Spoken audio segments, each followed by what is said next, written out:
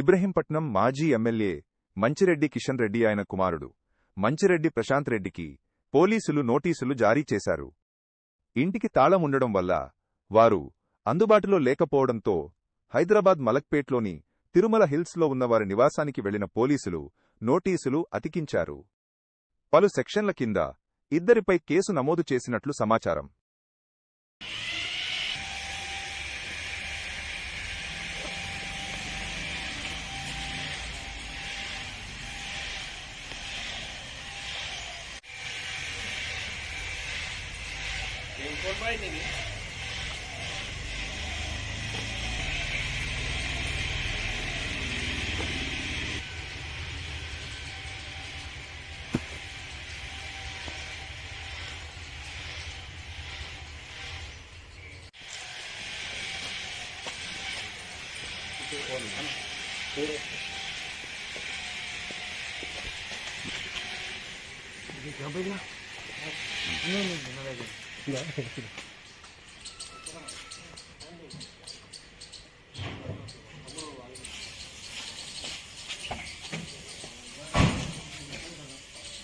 Boleh.